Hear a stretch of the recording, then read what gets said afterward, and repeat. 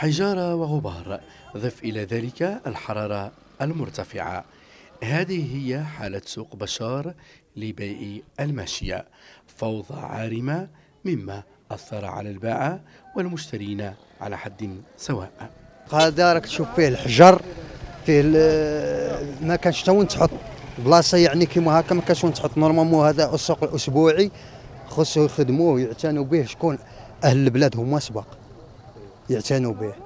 دركا يعني هاكا تدخل المال هذاك تشوف القايله الحمان وقساوة الطبيعه هذيك شتا تاع الجنوب كي صار ليها، خصه يتنقى هذا السوق. هذا السوق راه يحل غير من العيد للعيد.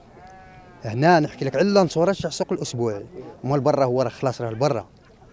خص الناس تلتفت لهذا السوق. والسوق هذا الله يحبك شو الحجر، شو صور شو الحجر.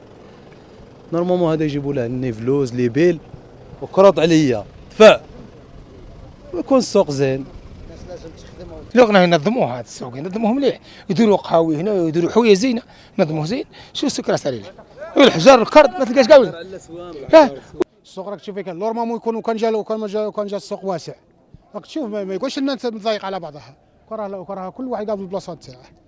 رواد السوق يجدون صعوبة في اختيار أضحية العيد نظرا لعدم تهيئة السوق. أولا احنا السوق هذا في ولاية بشار راه في حالة كارثية، لا تهيئة لا أرضية لا والو. كي دلوطو كي بنادم قاعد يدخلوا في رحبة مع الناس، نجم تدور تشوف غير الحرارة زايدة، لا تهيئة، ما كانش سانيتار، ما كانش كاع وين تمشي، كانش ما تقدرش تشوف، ما عندناش، ما يعطوكش، ما كانش حتى نجمش يعطيك باش تشوف.